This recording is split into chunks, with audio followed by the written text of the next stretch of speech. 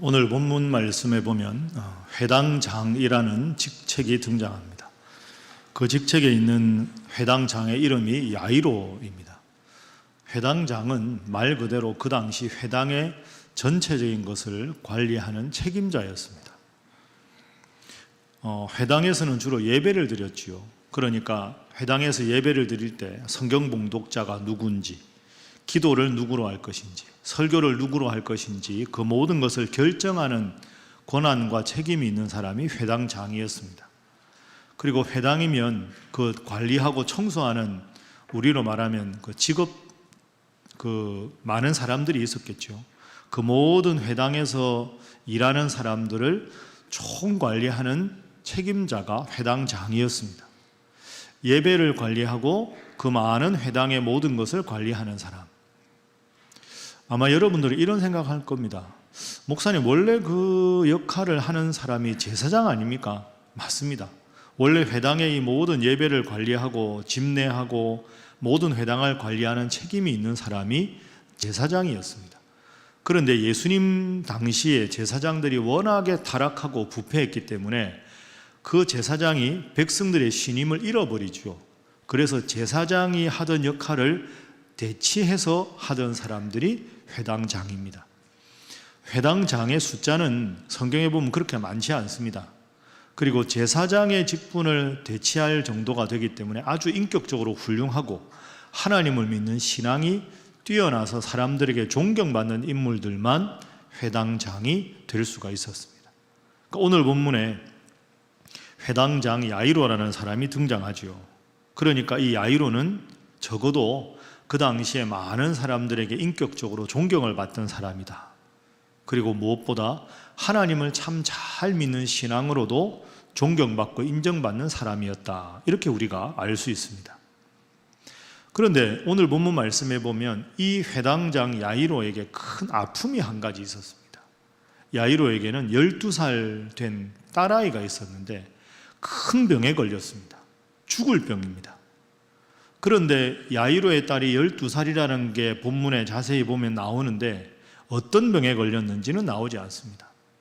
여러분, 아버지 마음이 얼마나 아팠을까요?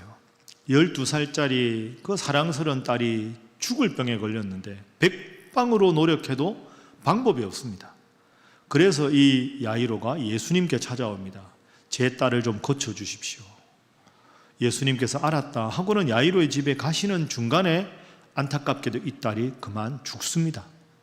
그런데 예수님은 이미 죽었던 야이로의 딸의 집에 가서 그 방에 가서 야이로의 딸을 살려주십니다. 죽은 야이로의 딸이 살아난 거죠. 성경에 나오는 무수한 기적 중에서도 너무나도 위대한 기적입니다. 여러분, 사람이 죽었다 하는 것은 완벽한 절망입니다. 죽었던 사람이 살아났다. 이 얼마나 위대한 기적입니까? 여러분은 살아가면서 믿음 생활하면서 이런 종류의 기적을 혹시 경험해 보셨습니까? 이 정도는 아니어도 정말로 하나님의 능력이라고 고백할 수밖에 없는 위대한 기적을 살아가면서 경험해 보신 적이 있으십니까? 어떻게 하면 우리가 오늘 본문의 야이로와 같은 이 위대한 기적을 경험하며 살아갈 수 있을까? 오늘은 이 아주 본질적이고 심각한 이 질문을 가지고 본문의 교훈을 한번 살펴보겠습니다. 두 가지를 여러분이 꼭 오늘 기억을 하시고 기도하면 좋겠는데요. 첫 번째는 기적의 재료입니다. 주님께서 기적을 일으켜 주실 때 무엇을 먼저 보시는가 하는 겁니다. 그게 바로 간절한 마음입니다. 기적의 재료는 나의 간절함이다. 이걸 여러분 꼭 기억하십시오. 말씀드린 대로 야이로는 아주 인격적으로도 존경을 받고 하나님을 잘 믿는 사람이었습니다. 그러다 보니 회당장이고 또 신분이 높고 사람들에게 존경받고, 그래서 그 당시에 회당장들은 나이가 조금 더 든 사람들 중에서 선출되는 경우가 많았습니다. 그러니까 예수님보다 나이가 아마 회당장 야이로가 많았을 걸로 충분히 짐작할 수 있습니다. 그런데 이 회당장 야이로가 예수님 앞에 와서 했던 모습을 한번 본문을 통해 확인해 보십시오. 자, 오늘 본문의 22절, 23절입니다. 자, 우리 함께 두 절 말씀 읽어봅니다. 시작. 회당장 중에 하나인 야이로라 하는 이가 와서 예수를 보고 발 아래 엎드려 간곡히 구하여 이르되 내 어린 딸이 죽게 되었사오니 오셔서 그 위에 손을 얹으사 그로 구원을 받아 살게 하소서 하거늘. 아멘. 자, 저 화면의 성경 구절에서 제가 노랗게 표시한 부분을 보십시오. 예수님을 보고 발 아래 엎드렸습니다. 저 당시에는 야이로만 있는 게 아니고요, 주위에 사람들이 아주 많았습니다. 예수님 주위에 그 많은 사람들이 있는데, 회당장이면 예수님보다 신분이 높고 예수님보다 나이도 많은데 그 야이로가 예수님을 보고 발 아래 엎드렸습니다. 얼마나 겸손한 사람인가 알 수 있지요. 간곡하게 구합니다. 회당에 일하는 다른 사람을 보낸 것도 아니고 자기의 종을 보내는 것도 아니고 직접 가서 예수님 발 앞에 엎드려서 간절하게 무릎을 꿇고 예수님 앞에 소원을 아뢰입니다. 예수님, 제 딸이 죽게 되었습니다. 오셔서 그 위에 손을 얹어 주십시오. 예수님에 대한 분명한 믿음을 이 야이로가 고백하고 있습니다. 여러분, 우리는 이 본문을 알고 있지만 사실 이게 쉬운 일이 아닙니다. 신분이 높고 나이가 많은 회당장 야이로가 그 많은 사람들 앞에서 예수님 앞에 무릎을 꿇고 예수님, 저희 집에 오셔서 제 죽어가는 딸을 살려주십시오. 겸손한 사람입니다. 모든 걸 다 내려놓은 겸손한 사람이지요. 어떻게 이렇게 야이로가 겸손할 수 있었을까요? 야이로가 겸손할 수 있었던 더 중요한 이유가 있습니다. 그것은 간절함 때문이었습니다. 무릎을 예수님 앞에 꿇을 수 있었던 이유는 간절함 때문이었죠. 어떻게 해서든지 내 죽어가는 딸을 살리고야 말겠다는 간절한 마음, 그 간절한 마음 앞에 자존심도 다 버리고 다른 사람들이 이목에도 아랑곳하지 않고 온전히 예수님 앞에 무릎을 꿇고 제 죽어가는 딸을 좀 살려주십시오 예수님 하고 간절하게 기도한 겁니다. 여러분, 그렇습니다. 야이로에게 우리가 배워야 할 것은 겸손이고요, 한 단계 더 깊이 나아가면 간절한 마음입니다. 이게 기적의 재료입니다. 내 신분, 내 지위, 내 나이, 내 자존심 다 필요 없다. 주님 앞에 무릎 꿇고 주님 앞에 온전히 매어 달리겠다 하는 주님에 대한 간절한 마음, 그 마음이 나사로에게 있었습니다. 이 야이로에게 있었습니다. 그걸 예수님이 보신 거죠. 여러분에게 제가 여쭤보겠습니다. 마음으로만 대답하십시오. 여러분, 오늘 이렇게 이르는 시간 예배당에 와서 예배드립니다. 참 훌륭합니다. 소중한 일입니다.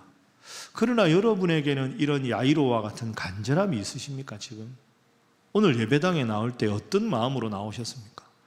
오늘은 하나님께서 나를 위해서 어떤 말씀을 주실까? 오늘 이 예배가 내 인생에 정말로 새로운 전기가 되게 해주십시오.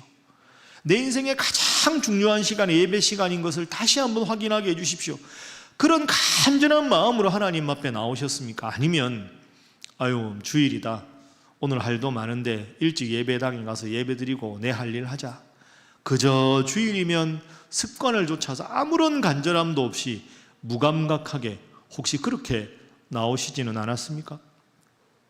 하나님 말씀을 들을 때도 미리 이 말씀 본문도 확인하고, 주보는 미리 올라가니까요, 홈페이지에 말씀도 깊이 읽고, 이 말씀을 통해 하나님이 나에게 주일날 어떤 교훈을 주실까, 어떤 깨달음을 주실까, 그런 간절하게 사모하는 마음으로 예배당에 나오셨습니까? 아니면 그저 무감각하게 습관을 좇아 나오셨습니까? 야이로를 통해서 우리가 배워야 할 것은 간절함입니다. 그런 준비된 마음에 우리 예수님께서는 기적을 일으켜 주시는 거죠. 여러분, 그 모스 부호 아시죠? 모르스 부호. 옛날에 그 전화나 이런 거 없을 때 이렇게 띠띠띠띠 뭐 이런 식으로 해가지고 이제 소리가 가서 그 소리 음가를 따라서 무슨 말인지 알게 되는, 요즘에 SOS 재난 같은 것도 불빛으로 하는 것도 다 모스 부호에서 나온 거 아닙니까? 옛날에, 옛날이죠, 한참 전에 이 모스 부호를 발명했던 모스 전신 회사가 있습니다. 그 회사가 이제 자꾸 사람들이, 직원들이 많이 필요하게 됐죠. 전 세계적으로 모스 부호를 다 쓰니까. 그러니까 이제 어느 날 신문에 과거니까 신문에다가 사원 모집 공고를 냈습니다. 그 모집 공고를 보고 그 모스 전신회사에 취직하기 위해서 많은 사람들이 왔습니다.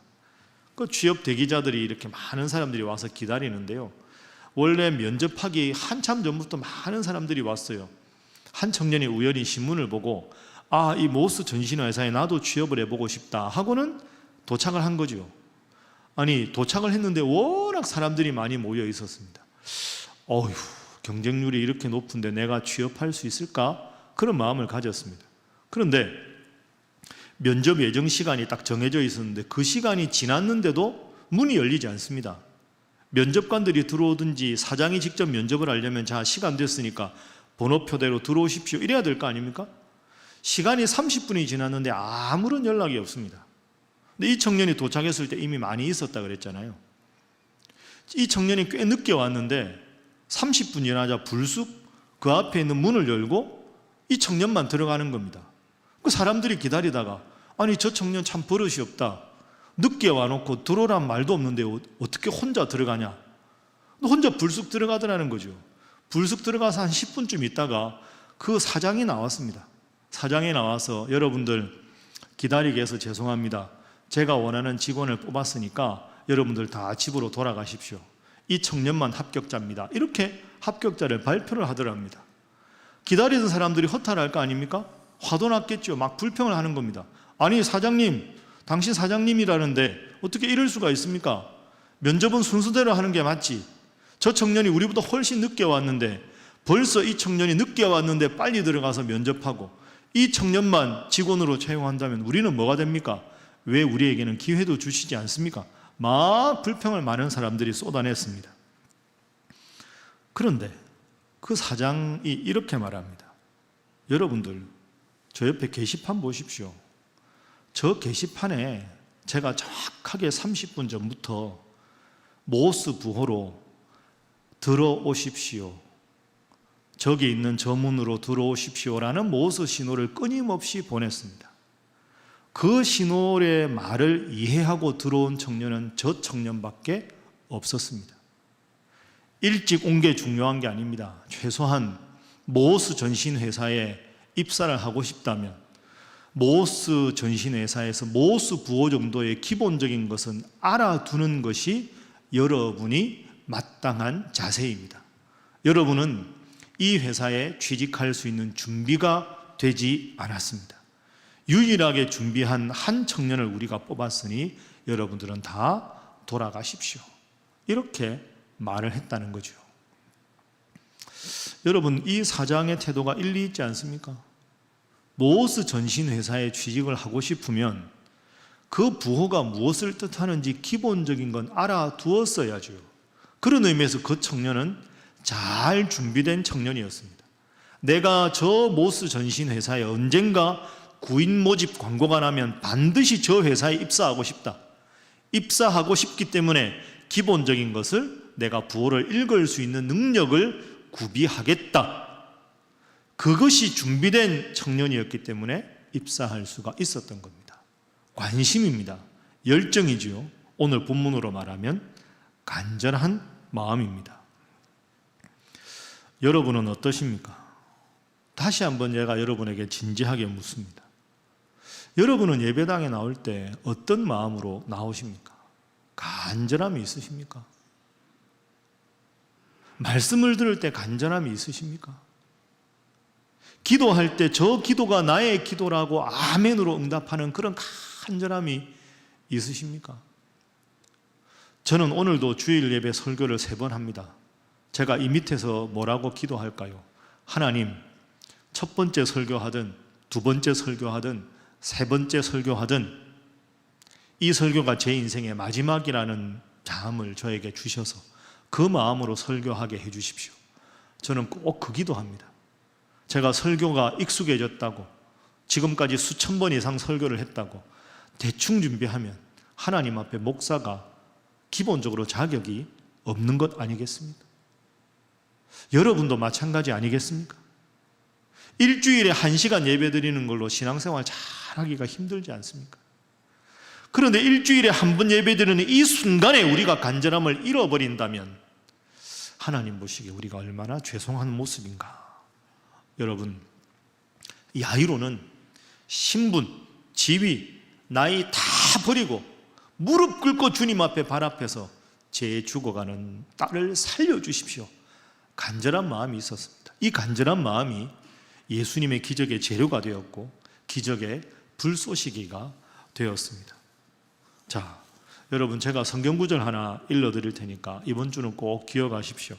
시편 145편 18절 19절입니다. 자, 우리 함께 읽어봅니다. 시작. 여호와께서는 자기에게 간구하는 모든 자, 곧 진실하게 간구하는 모든 자에게 가까이 하시는도다. 그는 자기를 경외하는 자들의 소원을 이루시며 또 그들의 부르짖음을 들으사 구원하시리로다. 아멘. 보십시오. 간구하는 자를 가까이 하신다. 간절하게 구하는 자, 간구하는 자 아닙니까? 어떤 사람의 소원을 들어주실까요? 부르짖는 자, 간절하게 부르짖는 자의 소리를 들으시고 구원하시겠다, 이렇게 약속을 주님께서 친히 해주셨습니다. 그러니 여러분, 오늘부터 이렇게 기도하십시오. 하나님, 제가 오늘 예배당에서 시편 145편 18절 19절 말씀을 목사님 통해 소개받았습니다. 제가 간절히 구하면, 제가 부르짖으면 주님께서 소원을 들으신다고 약속을 해주셨으니 이 약속을 믿고 제가 간절히 기도합니다. 제 기도를 들어 주시옵소서. 기도하십시오. 또 이렇게 기도하십시오. 주님, 오늘 목사님을 통해서 회당장 야이로의 죽어가는 딸, 예수님 도착했을 때 이미 죽어버린 딸도 예수님께서 살려주셨습니다. 죽은 사람 살리는 것보다 내 형편이 나은 것 아닙니까? 주님, 제 기도를 들어주셔서 제 삶에도 기적으로 함께하여 주시옵소서. 간절히 기도하셔서 여러분의 간절함을 주님 보시고 여러분의 인생에 크고 위대한 기적을 체험하는 여러분들 되시기를 주님 이름으로 축복합니다. 자, 옆에 분들과 인사 한번 하겠습니다. 간절하게 기도하시기 바랍니다. 한 번 더 인사하겠습니다. 주님은 반드시 응답하십니다. 자, 야이로가 준비한 건 간절한 마음이었습니다. 그 간절한 소원의 두 번째 중요한 것은 예수님의 모습입니다. 예수님의 모습은 사랑의 예수님입니다.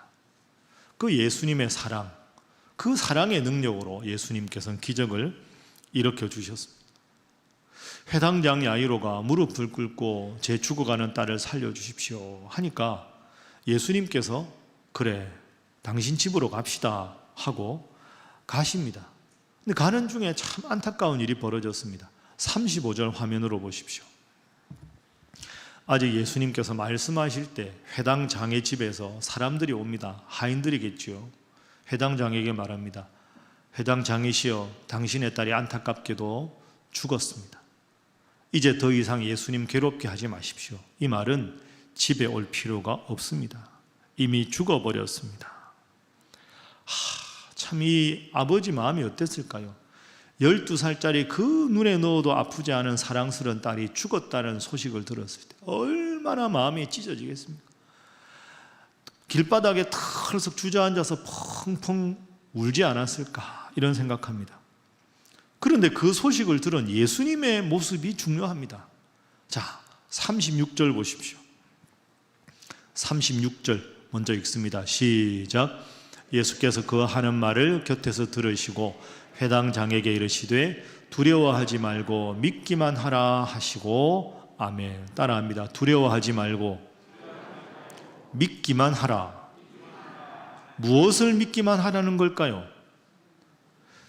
죽었다고 두려워하지 말아라. 나는 죽어가는 딸을 살릴 수 있는 능력만 있는 것이 아니라 이미 죽은 사람도 살릴 수 있는 능력이 있다. 두려워하지 말아라. 죽음을 두려워하지 말아라. 나를 믿기만 하라. 이렇게 예수님 약속하셨습니다. 자, 그리고는 들어가셨지요. 그 집에 들어가서 말씀하십니다. 39절도 함께 읽습니다. 시작. 들어가서 그들에게 이르시되 너희가 어찌하여 떠들며 우느냐? 이 아이가 죽은 것이 아니라 잔다 하시니, 아멘. 따라합니다. 죽은 것이 아니라 잔다.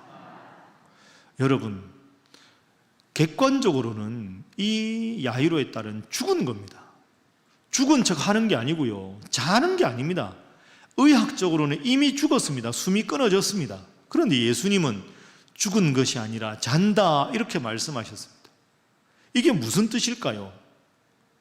농담할 때가 따로 있지 이럴 때가 아니지 않습니까? 죽었는데, 사람들이 펑펑 울고 있는데 예수님은 이런 뜻이지요. 맞다, 사람들 보기에는 이 아이가 죽은 것이 확실하다. 그러나 나는 죽은 자도 살릴 수 있는 능력이 있는 자다. 내 안목으로 봤을 때는 죽은 게 아니다. 나는 죽은 아이를 살릴 수 있으니까 죽은 것이 아니라 잔다. 예수님께서는 이렇게 말씀하셨습니다. 다 절망이라고 하느냐? 다 끝났다고 하느냐? 그래, 사람들 보기에는 절망이다. 사람들 보기에는 끝이다. 그러나 내 능력으로는 죽은 아이를 살릴 수 있으니 더 이상 내가 왔는데 절망이라고 하지 말아라. 죽임이라고 하지 말아라. 죽은 것이 아니라 잔다. 예수님께서 이렇게 말씀을 하셨습니다. 두려워 말고 믿기만 하라. 죽은 것이 아니라 잔다. 이렇게 말씀하셨지요. 자, 예수님이 사랑이 얼마나 많은 분인가를 우리가 본문을 통해서 알고 있습니다. 아버지 야이로의 간절함이 예수님의 그 사랑의 마음을 일으킨 거죠. 아버지의 간절함과 예수님의 사랑이 결합되었습니다. 그때 놀라운 기적이 일어납니다. 자, 41절 말씀입니다. 함께 읽습니다. 시작. 그 아이의 손을 잡고 이르시되 달리다굼 하시니 번역하면 곧 내가 네게 말하노니 소녀야 일어나라 하심이라. 아멘. 따라합니다. 달리다굼. 달리다굼이 무슨 뜻입니까? 소녀야 일어나라. 그런데 여러분, 우리가 흔히 이 구절 생각할 때 우리 같으면 큰 소리로 달리다굼 이랬을 것 같은데 그게 아닙니다. 이 달리다굼이라는 단어는 그 밤새 잘 잔 아이를 엄마가 아침에 탁 아침밥 준비해서 푹 자고 있는 애 귀에다가 귓속말로 야 이제 일어나, 밥 먹고 학교 가자 이러고 아주 따뜻하게 햇살에 들어오는 창가에서 잘 자고 있는 아이에게 속삭이듯이 하는 말이 달리다굼입니다. 그러니까 가끔 부흥 강사님들이 달리다굼 이게 아니고요, 달리다굼 이게 맞는 겁니다. 그러니까 이 아이가 눈을 뜨는 거죠. 살아났습니다. 위대한 기적이 일어났습니다. 일어나라, 잠에서 깨어라. 일어났습니다. 42절 보시죠. 자, 함께 읽습니다. 시작. 소녀가 곧 일어나서 걸으니 나이가 12살이라 사람들이 곧 크게 놀라고 놀라거늘. 아멘. 기적이 일어났다고 깜짝 놀란 겁니다. 이 아이가 죽은 것을 목격한 사람들이 보니까 세상에 이런 일이 벌어질 수가 없습니다. 그런데 예수님은 태어나십니다. 41절부터 43절까지 예수님 모습은 이렇습니다. 자, 그 방에 들어가서 귀에다가 대고 일어나라 하니까 아이가 눈을 탁 뜨는 거죠. 막 돌아다닙니다. 얼마나 예뻤을까. 12살짜리 애가 막 방 안을 돌아다니는데. 그러니까 엄마 부릅니다. 얘 자고 일어나서 배고프니까 먹을 거 좀 주세요. 43절에 나옵니다. 예수님이 얼마나 섬세한 분인가를 알 수 있습니다. 일어나 하고 눈을 탁 뜨니까 너 배고프지? 알았어. 엄마 이리 오세요. 애 먹을 거 좀 주세요. 먹어야지 기운이 나지. 참 깨우시고 흐뭇하게 바라보시고 배고픈 아이에게 먹을 것까지 챙겨주시는 섬세한 우리 주님의 모습입니다. 사랑하는 신일의 성도 여러분, 우리 예수님은 우리의 간절한 기도에 기적으로 응답하시는 분인 줄로 믿습니다. 간절함과 주님의 사랑이 합해졌을 때 위대한 기적이 일어났습니다. 이 두 가지 여러분도 꼭 기억하셔서 여러분의 인생에 큰 기적을 체험하는 여러분 모두가 되시기를 주님 이름으로 축복합니다. 자, 우리 옆에 분들과 인사 한번 하겠습니다. 예수님은 사랑이 많으신 분입니다. 한 번 더 할까요? 반드시 기도를 들어주십니다. 그래서 우리가 기적을 체험하기 위해서 오늘 우리에게 이제 마지막으로 적용을 한번 해보겠습니다. 있는 모습 그대로 간절함으로 주님 앞에 나아가면 된다 하는 것, 기억하십시오. 한번 저를 따라해 보시죠. 있는 모습 그대로. 있는 모습 그대로. 여러분, 이게 참 은혜가 됩니다.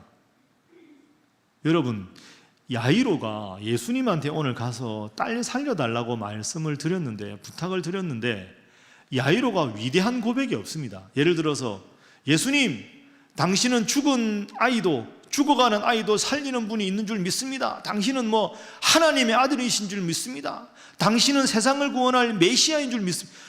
한마디도 없습니다. 읽어보십시오. 이 야이로는 그냥 온 겁니다. 예수님, 제 딸이 죽어갑니다. 제 딸 좀 살려주십시오. 이것밖에 없습니다. 아무런 신앙의 고백이 없습니다. 여러분, 이게 은혜입니다. 예수님은 영적으로 모범적인 사람만 사랑하는 분이 아닙니다. 너 새벽기도 나왔지? 너 기도 들어주마. 너 이번 주 성경 열심히 읽더라. 전도 열심히 하더라. 내가 너 기도 들어. 너는 안 되겠어. 너 예배도 잘 안 드리고 성경도 안 읽고 넌 아웃이야. 이런 분이 아닙니다. 야이로가 아무런 예수님에 대한 고백이 없이 그냥 털썩 주저앉아서 제 딸 좀 살려주십시오. 딱 그 한마디 했는데 그 있는 모습 그대로 보시고 예수님은 살려주셨습니다. 아이고, 목사님 기적 설교를 하시는데 저는 성경도 모르고 기도도 할 줄 모르고 저한테는 해동사항이 없습니다. 그렇지 않습니다. 사랑의 예수님은 그런 거 전혀 관여하지 않으십니다. 아랑곳하지 않으십니다. 영적인 모범생만 구원하시고 영적인 모범생에게만 기적을 일으켜주신다면 우리 인생에 어떻게 오늘 주님 앞에 예배드릴 이 자리에 나올 수가 있겠습니까? 믿음이 좋으면 좋겠지만 부족하면 부족한 대로 주님 앞에 나오셔도 좋습니다. 혹시 평상시에 술 많이 드십니까? 고개 끄덕이지 마시고. 담배 많이 피우십니까? 괜찮습니다. 괜찮다니요.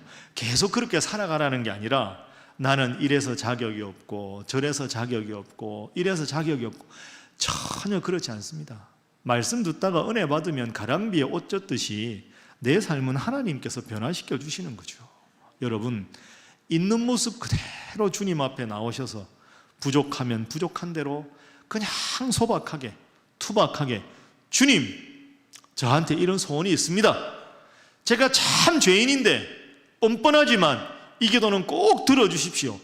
있는 모습 그대로 나와도 주님은 들어주시는 분인 줄로 믿습니다. 앞으로도 주님 앞에 늘 나오게 힘쓰는 여러분 되시기를 주님 이름으로 축복합니다. 있는 모습 그대로. 그리고 또 한 가지 기억할 게 있습니다. 그것은 내가 누군가를 위해 기도해도 주님은 그 기도를 들으신다 하는 겁니다. 따라해 볼까요? 내가 누군가를 위해 기도해도 주님은 그 기도를 들으신다. 여러분 믿습니까? 오늘 본문의 야이로가 딸 때문에 왔습니다. 오늘 본문 읽어보면 딸이 아버지한테 부탁한 게 아닙니다. 딸은 부탁할 상황이 안 됩니다. 죽어가는데 딸이 훌륭한 믿음이 있었다는 기록도 없습니다. 그러니까 사실은 야이로가 죽어가는 딸을 보고 마음이 아파서 예수님께 왔는데 야이로의 믿음의 고백도 없고 야이로의 딸이 아빠 예수님께 좀 가주세요 부탁한 기록도 없습니다. 지금 예수님 발 앞에 무릎을 꿇고 제 죽어가는 딸을 살려주십시오라고 간절히 구하는 그 순간에 죽어가는 아이는 무슨 일이 벌어지는지 모르고 있습니다. 아빠가 그냥 알아서 간 거죠. 그런데 누가 살아납니까? 야이로의 딸이 삽니다. 야이로의 딸이 믿음이 좋아서가 아닙니다. 야이로의 딸이 부탁해서가 아닙니다. 아빠가 대신 가서 기도했는데 아빠 때문에 딸이 살아난 거죠. 여러분 이게 엄청난 겁니다. 여러분이 하나님 자녀가 하나님 안 믿습니다. 저렇게까지 방황을 합니다. 제가 어떻게 되겠습니까? 여러분 그렇게 생각하지 마십시오. 여러분이 간절하게 눈물로 기도하면 주님께서 그 자녀를 변화시켜 주실 줄로 믿습니다. 여러분이 간절하게 기도하면 여러분의 배우자도 그 어떤 문제도 주님의 능력으로 변화시켜 주실 줄로 믿습니다. 여러분이 기도하는 걸 남편은 몰라도 여러분이 간절히 눈물로 기도한다는 걸 아내가 몰라도, 자녀들은 몰라도 죽어버린 딸이 아빠의 간절함 때문에 살아났습니다. 여러분, 그래서 중보기도가 중요한 겁니다. 그 사람이 알아주든 알아주지 않든 내가 그 사람을 위해 간절히 구하면 주님은 그 사람이 예뻐서가 아니라, 그래, 내가 그렇게까지 원하니까 내가 널 봐서 기도 들어주겠다, 널 봐서 기적을 일으켜주겠다, 이렇게 주님께서 하셨습니다. 두 가지 꼭 기억하십시오. 영적인 모범생이 아니어도 된다. 그리고 누군가를 위해 간절히 기도하면 그 사람 기도하지 않아도 내 기도 때문에 내 자녀가 잘 되고 가정이 잘 되고 그 기도하는 대상이 잘 될 수 있다. 이제 말씀을 정리하겠습니다. 여러분, 이런 표현이 있습니다. 인생의 방황은 예수님을 믿으면 해결되고, 신앙의 방황은 좋은 교회를 만나야 해결된다. 멋진 말이죠. 인생의 방황은 주님 믿으면 해결되고, 신앙의 방황은 좋은 교회를 만나야 해결된다. 우리 신일교회 좋은 교회 아닙니까? 이 교회를 통해 신앙의 모든 방황을 다 종식하고 다 끝내는 여러분 되시기를 주님 이름으로 축복합니다. 여기에 제가 오늘 하나를 덧붙이고 싶습니다. 오늘 설교의 전체 요약입니다. 내 인생의 기적은 나의 간절함에 사랑의 주님이 응답하시면 분명히 일어난다. 여러분 믿습니까? 믿습니까? 이걸 믿으셔야 됩니다. 오늘 이 예배 잘 오셨습니다. 여러분, 인생에 문제가 없는 사람은 없습니다. 그러나 그 인생의 절망적인 문제에 대한 해결책을 우리는 알았습니다. 간절하게 기도하십시오. 주님 믿고 나가십시오. 영적인 모범생이 아니어도 괜찮습니다. 다른 사람을 위해 간절하게 기도하면 그래도 하나님께서 들어주십니다. 그래서 여러분의 인생에 오늘 본문의 야이로처럼 위대한 기적을 체험하는 복되고 복된 기적의 주인공 신일의 성도들 다 될 수 있기를 주님 이름으로 축복합니다. 함께 기도하겠습니다. 여러분, 이 시간에는 간절하게 우리 함께 기도하겠습니다. 다 눈을 감으시고요, 통성으로 말고 조용하게 그러나 간절하게 기도하겠습니다. 여러분의 인생에 큰 문제가 있습니까? 주님이여 기적을 주시옵소서 기도하십시오. 여러분이 지금 큰 병으로, 육체적인 병이든 마음의 병이든 영적인 병으로 고통당하고 있습니까? 이 시간 그 아픈 부위에 간절한 마음으로 손을 얹고 기도합시다. 여러분의 사랑하는 사람, 가족들이 고통으로 신음하고 있습니까? 그분의 얼굴을 떠올려가며 간절하게 기도합시다. 주여, 야이로의 딸이 살아난 기적을 제 인생에도 허락하여 주시옵소서. 지금 이 시간 큰 기적으로 응답하여 주시옵소서. 우리 한 1분 동안 간절하게 주님 앞에 기도하겠습니다. 주여, 우리와 함께하여 주시옵소서. 아버지, 우리를 지켜주시옵소서. 주여, 우리 성도들이 주님 앞에 기도합니다. 아버지, 함께하시오. 아버지, 붙잡으시오.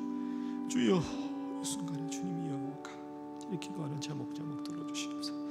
아버지여, 어머니 여름 주님 인도하시고 하나님 함께하시고 하나님 도와주시고 역사하여 주시고 도와주시옵소서. 아버지 인도하시고 아버지 붙잡으시고 아버지 지켜주시옵소서. 주여 도와주시고 아버지 하나님 함께하여 주시옵소서. 아버지 인도하여 주시옵소서. 주여 아버지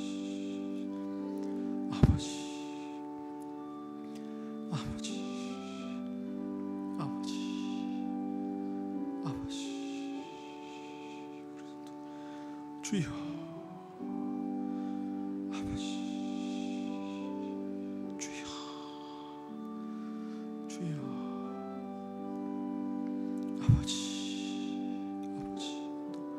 아버지, 주여.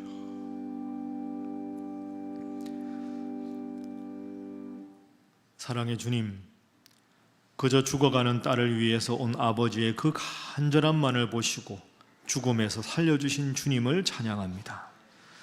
오늘 우리 신일의 성도들, 주님을 사랑하는 이들이 주님 앞에 지금 나와 간절하게 기도합니다. 주여, 이 시간 주의 백성들의 병을 고쳐 주시옵소서. 주여, 이 시간 이들의 아픔을 치유하여 주시옵소서. 주여, 이 시간 이들의 간절히 눈물로 기도하는 가족과 사랑하는 이들의 삶의 능력으로 기적으로 함께하여 주시옵소서. 하나님, 우리가 비록 믿음이 없어도, 영적으로 모범생이 아니어도, 너무너무 부족해서 염치가 없어도, 자신이 모두가 아버지가 대신 왔어도, 그래도 믿음에도 그럼에도 불구하고 주님은 나를 사랑하시고 나를 따뜻하게 보듬어 주시는 분임을 믿게 하여 주시옵소서. 오늘 이후로도 간절하게 예배드리게 하시고 또 간절하게 말씀을 사모하게 하시며 무엇보다도 간절하게 기도하는 자 되게 하여 주시옵소서.